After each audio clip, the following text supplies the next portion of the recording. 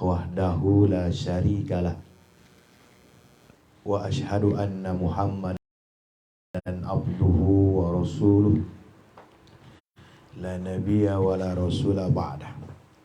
Allahumma salli ala Muhammad wa ala ali Muhammad kama sallaita ala Ibrahim wa ala ali Ibrahim innaka Hamidum Majid. Wa ala barakta ala Muhammad wa ala ali Muhammad kama barakta ala Ibrahim wa ala ali Ibrahim innaka Hamidum Majid. Alhamdulillah, sore hari ini kita masih diberikan oleh Allah kehidupan sehingga kita bisa menjalankan kewajiban kita, yaitu menuntut ilmu. Yang perlu kita ketahui bersama bahwa menuntut ilmu itu kewajiban. Thalabul ilmi faridah, menuntut ilmu itu adalah kewajiban. Maka berbahagialah kita yang Allah masih gerakkan hati kita untuk menunaikan kewajiban kita untuk thalabul ilmi. Semoga langkah kita, ayunan tangan kita, zikir kita sampai kita berada di tempat ini semenjak dari rumah kita dihitung pahala oleh Allah Subhanahu wa taala. Salawat dan salam kita haturkan kepada Nabi besar Muhammad sallallahu alaihi wasallam, Nabi agung, Nabi mulia, manusia yang dikatakan sebagai yang maksum, tapi tidak pernah putus asa, tidak pernah berhenti, tidak pernah lalai untuk bersyukur kepada Allah. Maka kalau kita mengaku sebagai umatnya, maka tidak ada yang pantas kita ikuti selain beliau. Mudah-mudahan kita bisa meneladani beliau dalam segala aspek kehidupannya, mewarisi semangat beliau, mewarisi semangatnya, dan paling tidak menjalankan sunnah-sunnahnya dalam kehidupan kita semua. Sehingga dengan itu nanti beliau berkenan memberikan kita syafaatnya di akhirat kelak. Amin ya rabbal alamin. Ibu-ibu yang dirahmati oleh Allah Subhanahu wa taala, sore hari ini kita masih melanjutkan nasihat-nasihat kehidupan yang kita ambil dari Al-Quran, yang kita ambil dari hadis, juga fawaid para ulama, dan insya Allah itu berguna bagi kita dalam rangka memantapkan diri kita agar bisa bertemu dengan Allah dengan kegembiraan. Faman kana yarju liqa'a rabbih falyamal amalan shalihan wa la yusyrik bi ibadatihi rabbih ahada. Melalui ayat ini mudah-mudahan kita bisa memastikan diri kita senantiasa berbuat baik, berbuat amal saleh, dan jangan pernah mensekutukan Allah dengan sesuatu apapun jua, karena kesyirikan tidak ada ampunannya. Innallaha la yughfiru ay yushraka bihi syai'an wa yaghfiru ma duna dzalika liman yasha. Ketahuilah bahwa sesungguhnya Allah tidak akan pernah mengampuni dosa-dosa kesyirikan, tapi Allah mengampuni kedosaan selain dosa syirik. Sore hari ini kita akan mencoba mengambil faedah dari Quran surat Al-Isra, surat yang ke-17 ayat yang ke-7.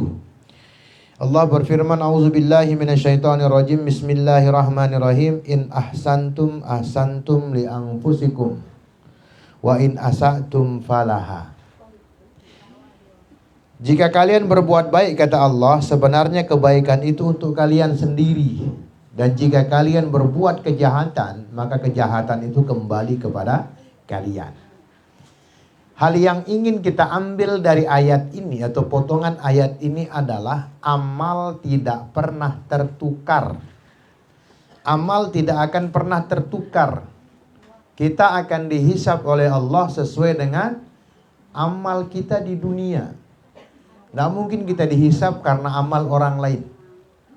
Tidak mungkin kebaikan kita dinikmati oleh orang lain di akhirat nanti hisab kita, ya kan? Kalau kita berbuat baik, maka kebaikan itu akan menguntungkan kita di akhirat. Sebaliknya, kalau amal buruk yang kita lakukan, maka itu juga yang kita dapatkan di akhirat kelak. Nah, berkaitan dengan itu, kita ingin memulai dengan pembahasan ada 3 ujian yang setiap hari diberikan oleh Allah kepada kita, tapi kita tidak pernah menyadarinya. Sebenarnya ada telu ujian atau musibah Si Trimek tak bilang jelu. Legun dia tak tahu kadang-kadang mengambil manfaat atau hikmah dari apa yang Allah berikan kepada kita. Yang pertama, musibah yang pertama atau ujian yang pertama yang harus kita ketahui bersama, ujian yang pertama itu adalah umur kita berkurang setiap harinya. Tapi kita tidak mau mengambil hikmah dari berkurangnya umur kita. Ya. Jadi ini pertama pasti terjadi bahwa umur kita ini berkurang setiap harinya. Tapi kita tidak pernah merasa kehilangan. Tidak pernah merasa kehilangan kesempatan untuk berbuat baik. Tidak pernah merasa kurang. Merasa kurang bahwa hari ini kita belum melakukan apapun juga. Sebaliknya kalau kita kekurangan harta, sang becata sadar. Ya. Begitu kita kekurangan harta, becat ite nau. Selepu salah hangta. Ya. Anak kita salahkan akibat kurangnya uang kita. Ya kan? Istri, suami saling salahkan akibat berkurangnya hartanya. Tapi kenapa kita tidak pernah bermuhasabah diri ketika usia kita berkurang? Ya. Bahkan polo-polo tak diri tak.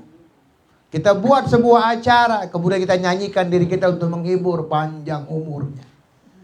Padahal kenyataannya berkurang umurnya. Harusnya nyanyinya dirubah, ya kan?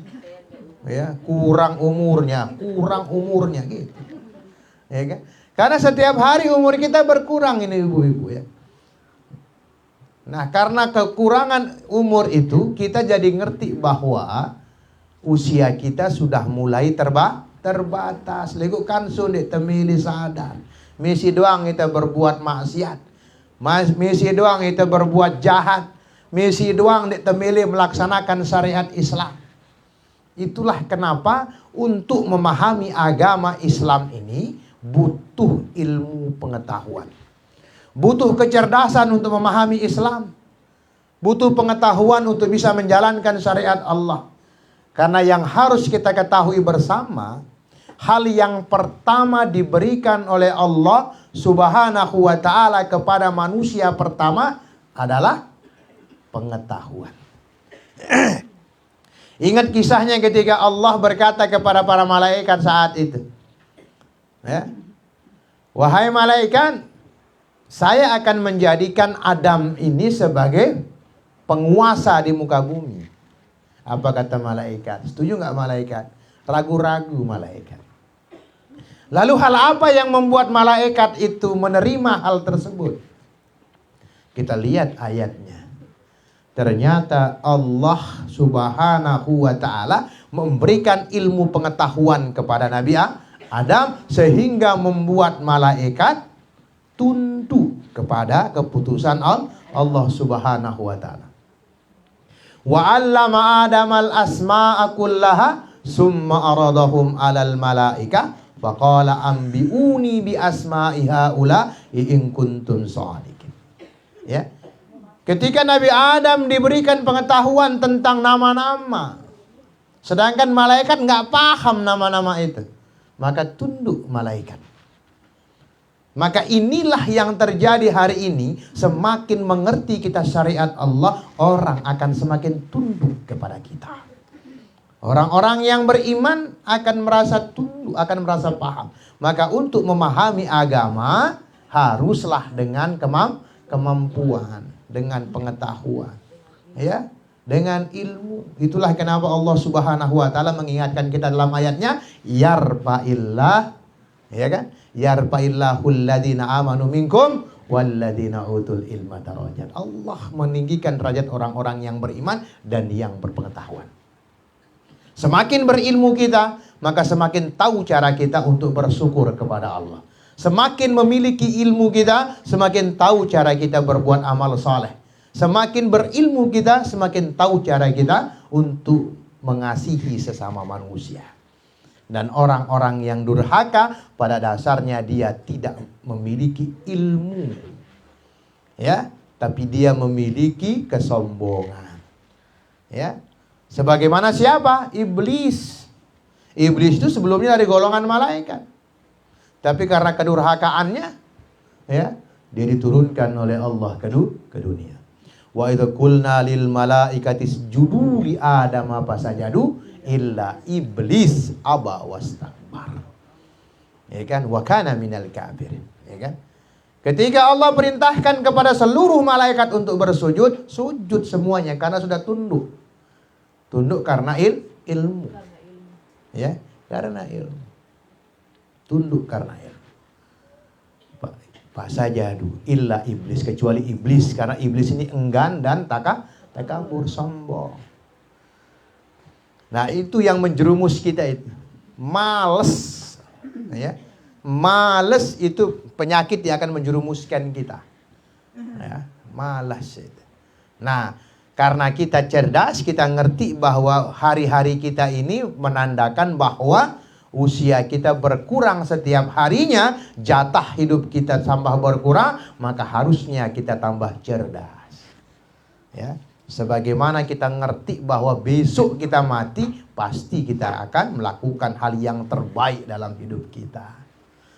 Ya kan? Hal yang terbaik. Sebagaimana orang, ya kan, ketika akan diancam hukuman mati, permintaan apa yang akan engkau sampaikan?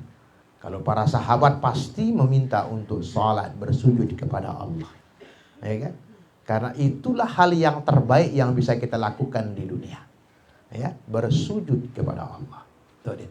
Jadi ini ujian yang pertama, ibu bilang jelo, berkurang waktu entah. Ya. Ini yang harus kita pahami. Dan kita nggak pernah ngerti sampai batas berapa Allah berikan kita usia. Dengan kecerdasan pula Nabi Muhammad SAW menundukkan seluruh pemimpin-pemimpin kabilah Quraisy pada saat itu. Ya, ketika para kepala suku ini menganggap mereka yang paling hebat, mereka yang paling pintar, yang paling berhak menaruh batu Hajar Aswad, ya kan, di tempatnya ketika memperbaiki Ka'bah, tidak ada ketemu karena semuanya sombong. Ya, karena semuanya sombong, merasa saya paling penting. Tapi dengan ilmu pengetahuan, Nabi SAW maju ke hadapan mereka tanpa berkata apa-apa, digelarlah sajadahnya, digelarlah surbannya, ridanya digelar, ya kan. Kemudian diletakkan di tengah-tengah, kemudian menyuruh seluruh kabilah, kepala-kepala kabilah untuk memegang setiap ujung dari surban itu. Kemudian diangkatlah ke tempatnya, dan dengan tangannya yang mulia Nabi SAW mengangkatnya dan menaruh di tempatnya semula. Selesai masalah. Ya, ilmu pengetahuan. Ya, makanya dalam pepatah Arab, ya kan, disampaikan al-alimu kabirun wa inkana hadasan, wal jahilu sogiran wa inkana syaihan. Orang berilmu itu besar, ya, walaupun dia masih kecil. Dan orang bodoh itu kecil walaupun sudah tua. Nah, itu perbedaannya, ya kan? Kecerdasan. Yang kedua, ujian yang kedua yang Allah berikan kepada kita setiap harinya, yang kedua adalah ketahuilah bahwa setiap hari kita makan rezeki dari Allah. Tapi kita tidak pernah bersyukur atas rezeki yang diberikan oleh Allah kepada kita. Ingat ibu-ibu, rezeki itu dihisap oleh Allah. Kalau halal. Bagaimana kalau haram? Diazab oleh Allah Subhanahu wa taala. Diazab. Nah, kalau kita sudah mengerti bahwa rezeki yang halal saja dihisap oleh Allah Subhanahu wa taala, berani kita makan harta yang haram. Ya. Berani kita memakan harta yang bukan hak kita. Berani kita mengambil rezeki orang lain. Berani kita menzalimi rezeki orang lain, apalagi menzalimi rezeki anak-anak yatim. Ya. Ini yang harus kita paham, ya kan? Ujian yang kedua ini bilang jelu temangan, bilang jelu temu rezeki dari Allah Subhanahu wa taala. Pernahkah kita bersyukur atas semua itu? Ya. Pernahkah kita bersyukur? Dalam sebuah kisah Ibrahim bin Adham, pernah ditanya oleh masyarakat pada saat itu, ya kan? Wahai Ibrahim bin Adham, kanggo ke berbuat semena-mena di dunia ini. Bosan di tengah-tengahnya doang. Apa kata Ibrahim bin Adham? Boleh. Silahkan kalian berbuat semena-mena, milih-milih, ya kan? Mau-mau kalian, tapi penuhi 3 syarat ini. Yang pertama, silahkan kalian berbuat semau kalian, ya, tapi jangan tinggal di bumi Allah. Karena ini bumi punya Allah. Allah punya aturan. Ya, Allah punya aturan.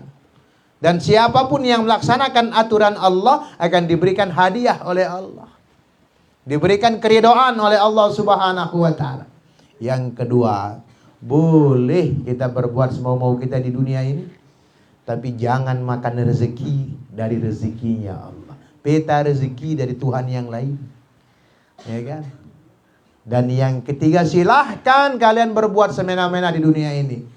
Tapi nanti ketika malaikat maut datang kepada kalian, stop ya dulu. Minta waktu untuk bertobat. Bisa nggak? Nggak bisa. Nggak bisa. Ya. Jadi tiap hari ketahuilah bahwa kita makan dari rezeki yang Allah berikan kepada kita. Dan Allah tidak akan pernah menzalimi hambanya dalam masalah rezeki. Mendik neman buik rezeki ndak di deman mati. Ya. Sebagaimana sebuah kisah masyhur yang terjadi di Mesir, ya kan, adalah salah seorang pelancong yang berjalan di padang pasir, dia kehausan. Karena dia tidak hati-hati, ketika dia nimba air, dia terjatuh. Ya, dia terjatuh pingsan di situ di sumur itu. Keesokan harinya ada pedagang yang lewat dan dia melihat orang ini di dalam sumur, ya kan? Maka diangkat orang ini, kemudian orang itu sadar, kemudian diberikan 1 gelas air. Begitu selesai 1 gelas air tersebut, dia mati. Ternyata rezekinya sampai di situ. Ya. Maka jangan takut kehilangan rezeki. Binatang saja diberikan rezeki oleh Allah Subhanahu wa taala. Rayap yang nggak punya mata diberikan rezeki oleh Allah. Ya kan? Tidak ada dizalim oleh Allah Subhanahu wa taala. Bahkan binatang-binatang yang mati kelaparan itu biasanya karena dikurung oleh majikannya. Yang ketiga, ya kan? Yang ketiga, ujian yang Allah berikan kita tiap hari yang ketiga adalah tiap hari kita ini lagi berjalan menuju akhirat. Dan tiap hari kita meninggalkan dunia. Tapi kenapa akhirat yang kita tuju tidak kita persiapkan, sedangkan dunia yang kita tinggalkan ini begitu susah, begitu senang kita berada di dunia. Ya kan? Kita tinggalan dunia ini.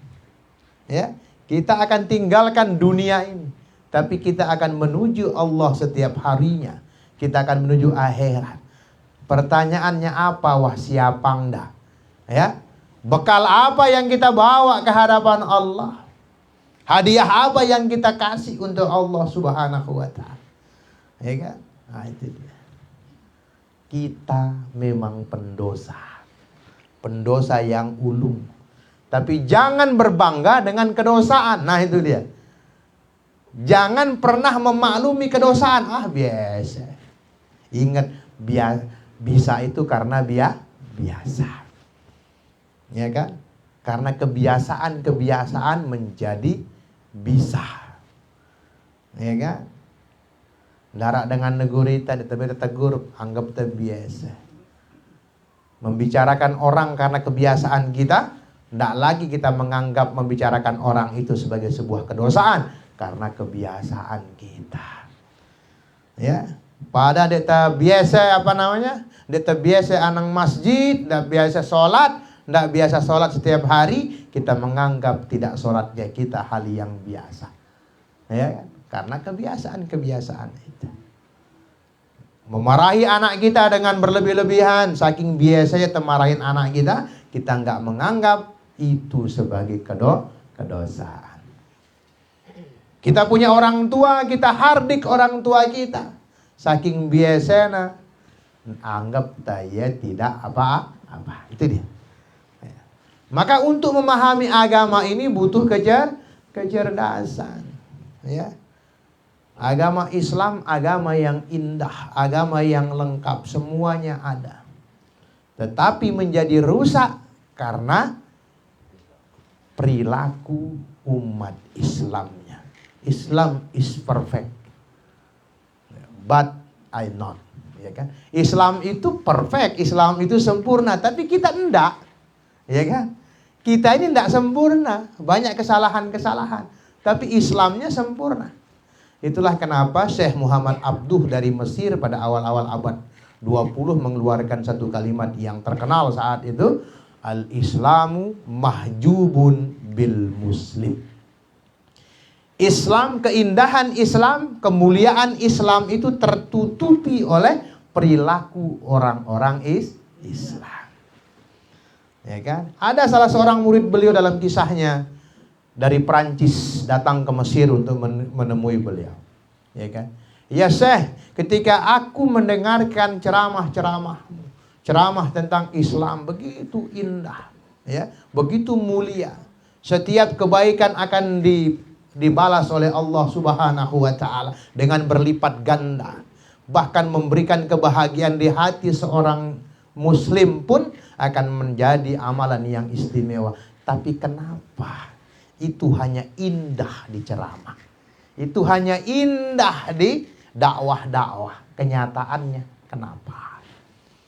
Dengan berurai air mata Syekh Muhammad Abduh mengatakan, inilah yang terjadi hari ini. Kemuliaan Islam tidak lagi dinikmati oleh orang-orang Islam karena perilaku orang-orang Islam. Dua hal yang sangat penting yang menyebabkan hal ini. Yang pertama, dha'ful iman wal jahlu bil Islam. Kelemahan iman kita dan kebodohan kita terhadap Islam. Kita tidak tahu. Dengan kita menutup aurat kita, beribu-ribu malaikat mendoakan kebaikan kita.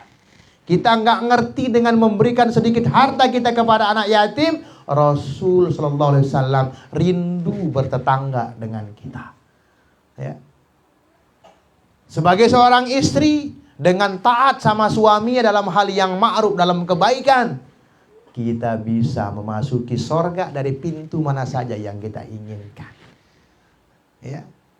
Dengan seteguk air minum yang diberikan seorang pendosa kepada seekor anjing membawa dia ke surga. Ya. Salah seorang sahabat, ya, Aid Al-Qarni, dengan dia senantiasa mendahulukan ibundanya dibandingkan siapapun, menyebabkan dia masuk surga. Seseorang yang tidak pernah marah, senantiasa membuang kemarahannya sebelum dia tidur, sehingga ketika dia bangun dalam kondisi tidak ada amarah dalam hatinya, Allah muliakan dia melalui lisan Nabi, yang Nabi katakan kepadanya, dialah ahli surga. Kenapa? Nek tengerti al-jahlu bil Islam. Begitu banyak Islam memberikan pintu-pintu surga kepada kita, legu nek tengerti. Ya, nek terpaham, ya kan? Karena apa? Memang ada yang menskenariokan itu. Satu makhluk Allah yang tidak akan pernah suka kepada keturunan Adam, sampai keturunan Adam ikut mereka di neraka. Siapa dia? Iblis. Ya, iblis ini ketika akan diusir oleh Allah dari akhirat, dari surga, dia ngomong sama Allah, minta izin kepada Allah, ya Allah, saya akan goda anak cucu Adam ini. Dari depan, belakang, kiri, kanan, atas, bawah. Diizinkan oleh Allah? Diizinkan. Maka satu cara setan menggoda manusia. Ya, ini trik pertamanya, ini diberitahukan kepada kita. Trik pertama setan itu adalah menghiasi segala perbuatan batil seolah-olah itu perbuatan benar. Ya. Jadi satu, menghiasi hal-hal yang buruk seolah-olah itu hal yang baik, itu setan. Ya. Coba sekarang, ya kan, ada hal-hal budaya-budaya kita dirusak, ya kan, budaya Islam digantikan oleh budaya yang nggak tahu datangnya dari mana, ya kan. Nah, kalau Yahudi sebagai musuh Islam, ya kan, sekarang ini kita kenal namanya Islamophobia. Ya, Islamophobia itu adalah sebuah gerakan untuk membuat orang takut bersinggungan dengan Islam. Piekna dengan demen le Islam, Bareh memek soleh, memek girang anak masjid jadi radikal antah. Jadi teroris kalian gitu kan. Nanti kalau kalian terlalu rajin ngaji, kalian jadi fanatik. Nah itu. Nah kita anggap gerakan Islamophobia ini mulai sekarang-sekarang aja. Enggak, sejak zaman Islam diperkenalkan pun sudah ada gerakan ini. Ya, tapi diselewengkan, dibuat nama-nama lain. Ya, inilah teknis Yahudi. Ya, karena Yahudi ini dongkol, Nabi bukan dari golongan dia. Yahudi ini dongkol bahwa dia harus mengikuti agama setelah agama dia, ya kan? Agama Islam, maka yang dia lakukan pertama kali adalah menghasut. Ya, menghasut orang-orang yang baru masuk Islam agar meninggalkan Islam dengan memberikan permisalan-permisalan yang buruk. Dendik milu Islam. Nah, ini yang dulu ya. Jangan kalian masuk Islam karena Islam ini hanya diikuti oleh orang-orang budak-budak. Karena memang yang pertama menerima dakwah Islam itu dari kalangan budak. Ada Bilal, ada Ammar bin Yasir. Ya kan? Jangan kamu ikuti agama Muhammad, nanti kamu gila. Jangan kamu ikuti Muhammad, ya. Kamu tidak akan punya uang, ya kan? Tidak kaya kamu, ya kan? Gitu. Nah sekarang juga seperti itu. Dendik soleh-soleh lalu, ya. Dendik tamat pesantren, dia mau pegawaian lu. Nah ini pengalaman pribadi saya. Dulu keluarga besar saya, masya Allah, ya kan? Ini tahadus bin ni'mah jadi pelajaran.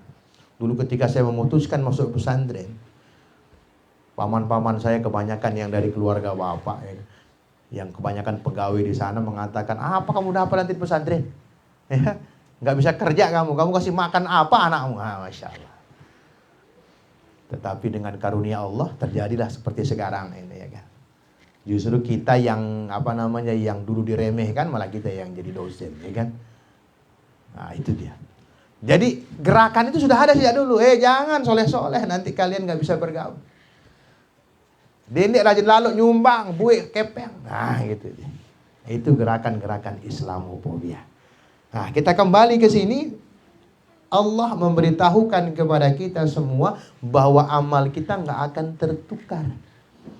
Kalau kita tanam kebaikan, kita akan panen kebaikan. Ya. Tapi kalau kita tanam keburukan, maka kita juga akan menuai keburukan.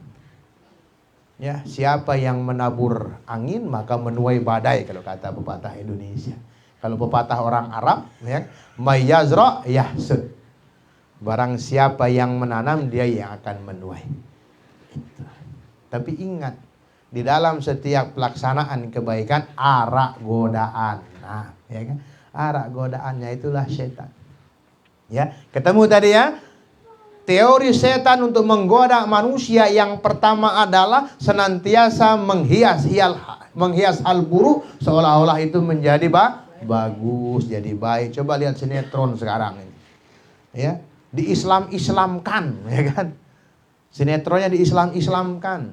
Ada yang dikasih kostum pakai kerudung, ya kan? Kemudian ternyata dalam sinetronnya pacaran, ya kan? Ada judulnya saya ingat dulu itu, ya kan? Pesantren rock and roll, ya kan? Apa hubungannya rock and roll sama pesantren, bayangkan.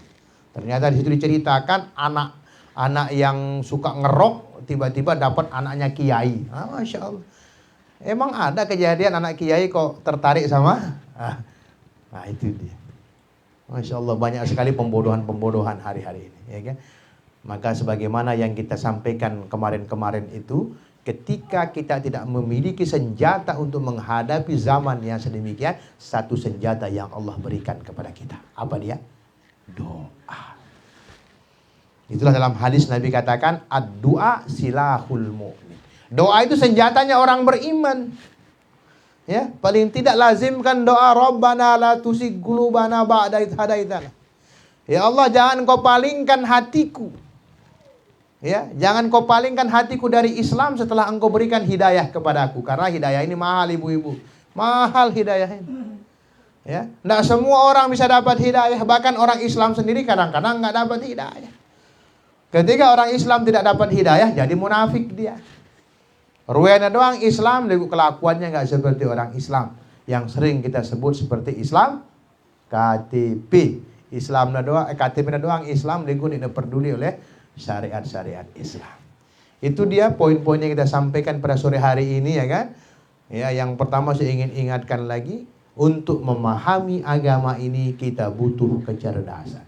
Itulah kenapa Allah Subhanahu wa taala turunkan surat atau ayat yang pertama berbicara tentang pengetahuan. Iqra, ya kan? Bacalah. Ya. Kita harus rajin membaca. Karena membaca itu gerbang pengetahuan. Ya kan? Baca Quran, ya. Maka ibu-ibu yang hari ini sudah dapat hidayah, sudah seusia 60 tahun baru mau baca Quran, syukuri.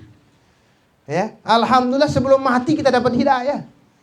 Ada ibu-ibu yang baru usia 50 tahun baru senang baca Quran, ya kan? Masya Allah, syukuri itu. Ya, karena kita juga punya kakek di Majelis Mujahidin itu ya, itu seorang kakek yang bernama Haji Hamid Wangli yang usianya 100 lebih sekarang ini, hobinya baca Quran.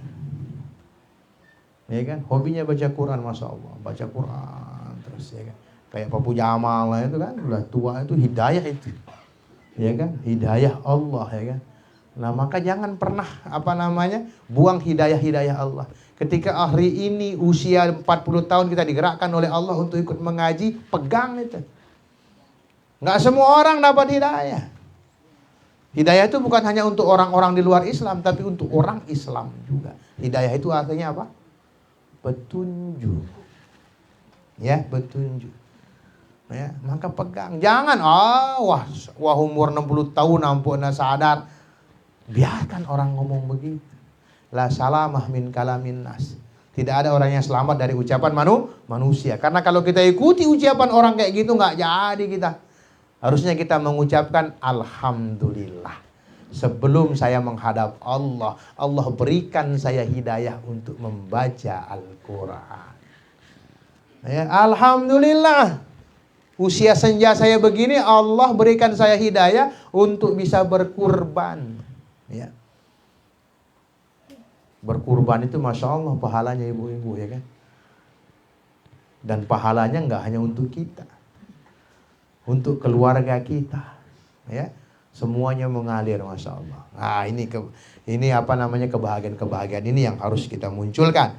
Maka kalau sudah dapat rezeki segera, ya kan, jangan tunda-tunda, ya, jangan tunda-tunda. Karena banyak sekali kisah berkurban itu bukan karena tidak mampu, tapi tidak mau. Karena ternyata banyak kok yang tadi diceritakan sebelumnya tadi. Ada pemulung yang bisa beli kambing kurban, sedangkan orang yang pakai Ferrari malah justru menunggu daging kurban, ya kan. Ada orang yang rumahnya tingkat 4, tingkat 5 malah justru nunggu daging kurban, bukan mau berkurban, ya kan. Beli baju harga 5 juta mampu, tapi beli kambing yang harga 3 juta nggak mampu, ya kan. Maka perkara ibadah itu mau atau tidak mau. Ya kan? Mari kita terus tingkatkan keilmuan kita, karena untuk memahami agama sebagaimana yang kita bilang tadi adalah butuh ilmu pengetahuan. Karena kalau nggak karena ilmu kita nggak bisa menaikkan derajat ketakwaan kita ibu-ibu. Semoga bermanfaat. Kita akan lanjutkan insya Allah pada pertemuan-pertemuan yang akan datang. Masih kita akan lanjutkan tentang amal-amal soleh, karena kita butuh amal soleh untuk menghadap Allah Subhanahu wa taala. Maka mari kita perbanyak amal soleh kita. Kita perluas amal soleh kita. Nah, cara memperluas amal soleh itu tadi paling tidak dengan berkurban. Anda bayangkan kalau kurban Anda bisa kita bagikan ke seluruh pelosok negeri, maka seluruh pelosok negeri itu akan mendoakan kebaikan buat Anda. Nah, alhamdulillah kita di Balai Dakwah biasa memperluas, ya. Sama dengan memperluas ibadah kita. Karena bayangkan setiap tempat sujud kita akan mendoakan kita. Setiap orang yang ada rezeki kita di orang tersebut akan mendoakan kebaikan-kebaikan kita. Apalagi target kita ini masih target kita sama seperti dulu. Mudah-mudahan Allah kabulkan. Kita masih berusaha semaksimal mungkin 1000 yatim dan duafa, ya kan, untuk kita bagikan daging kurban. Kalau dulu masih terpampang di situ, untuk bungkusan kita berhasil sampai 516 bungkus, ya kan. daging kurban dengan 4 ekor sapi. Mudah-mudahan kita bisa 1.000, ya kan. Kemudian berasnya berapa itu, saya lupa itu paketannya. Mudah-mudahan kita bisa semakin memperluas itu. Lebih-lebih di masa sekarang ini banyak orang yang butuh dibahagiakan dengan hal-hal seperti itu. Subhanaka Allahumma wa bihamdika asyhadu an la ilaha illa anta astaghfiruka wa atubu ilaik. Billahi taufiq wal hidayah. Assalamualaikum warahmatullahi wabarakatuh.